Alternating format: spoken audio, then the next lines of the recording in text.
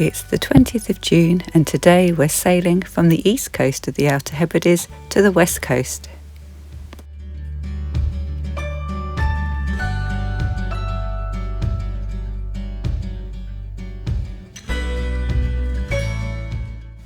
As we approach the Sound of Harris, the dolphins come and join us. I will never get tired of watching them swim alongside us.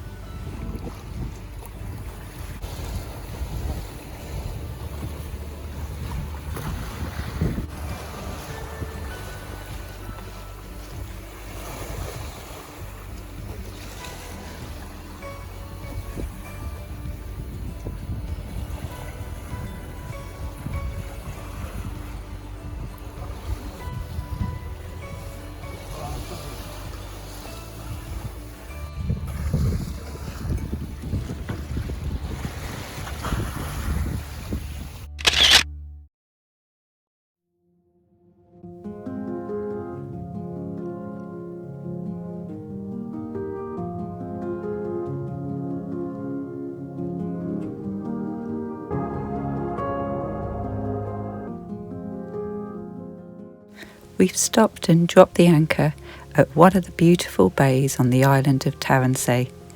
We're going to be here to explore while we wait for a suitable weather window to hopefully sail across to St Kilda.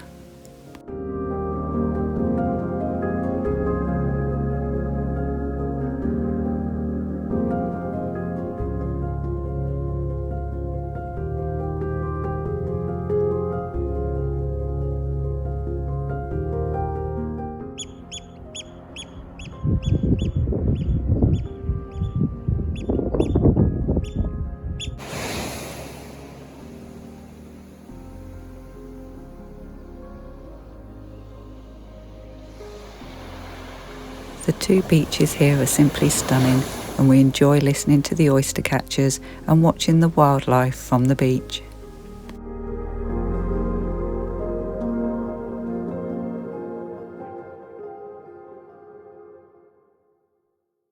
The next day the forecast looked good if we left late in the afternoon, and as it was Midsummer's Day we hoped for extra daylight as we would be arriving after midnight.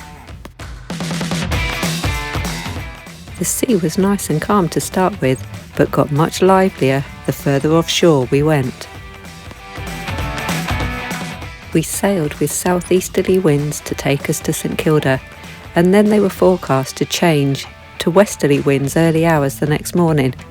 This would give us the right wind direction to anchor at St Kilda and sail back again in a day or two.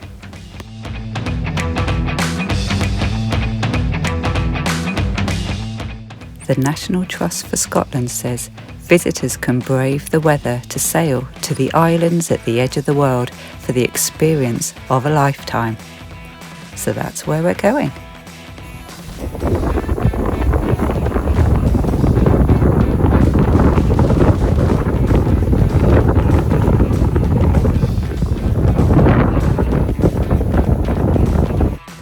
This little fella decided it was too windy for him, so he came aboard for a rest. And then, just before midnight, out of the clouds, appeared St Kilda. The St Kilda archipelago is the remotest part of the British Isles. The islands form the most important seabird breeding station in northwest Europe and is home to nearly 1 million seabirds.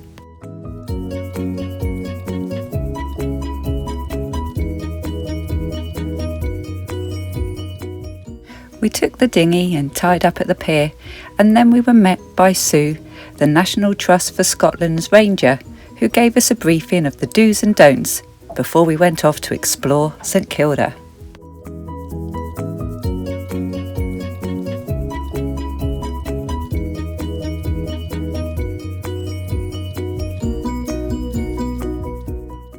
A church was built in the early 19th century for a resident minister, and there was a school from 1884. Both have been restored, and visitors can see how they might have looked in the 1920s.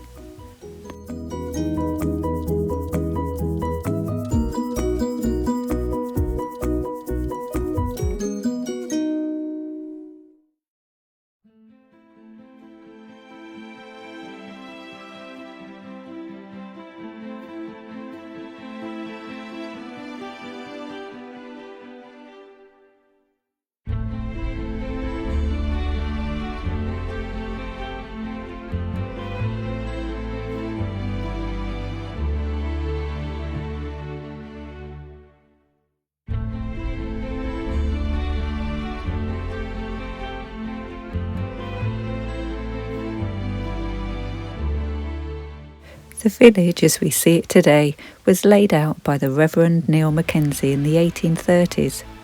A community existed here for at least 4,000 years.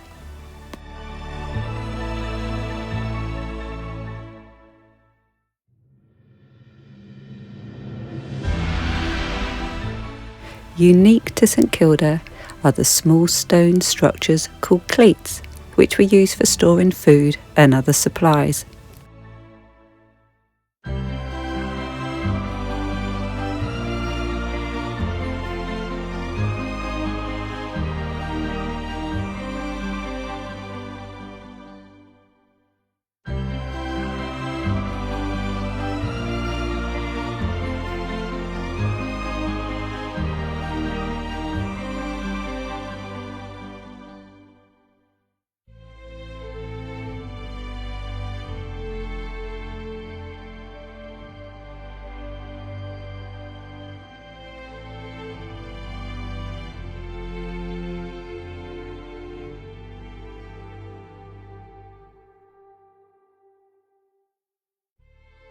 It was impossible to imagine how difficult life must have been living on St Kilda, and the many hardships the islanders faced coping with the storms and food shortages.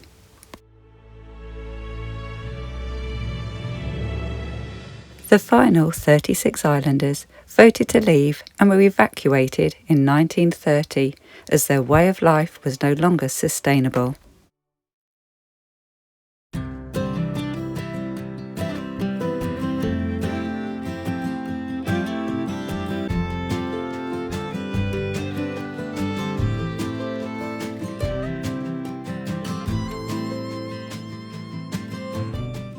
House number 3 is now a visitor centre and tells the story of the history and wildlife of the island.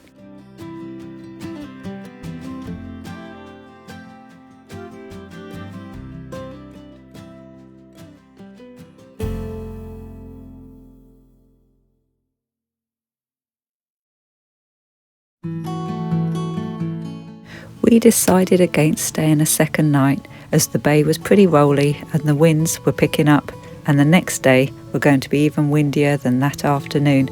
So it really was a short and sweet visit, and we were leaving already.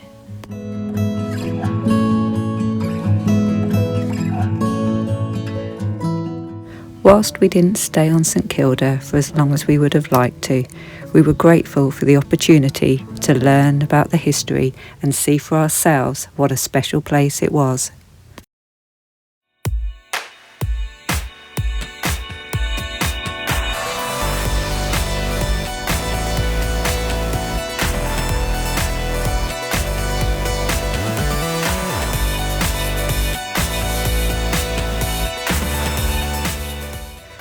We left St Kilda with winds over 25 knots and a big sea swell. Not what was forecast, but we knew we'd made the right decision because the next day the winds were increasing even more. Because we were leaving late in the afternoon, we had decided to return to the sandy bay at Tari.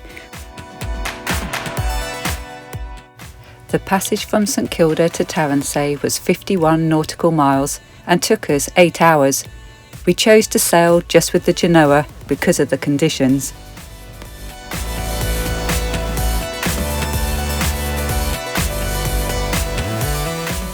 St Kilda really was the experience of a lifetime.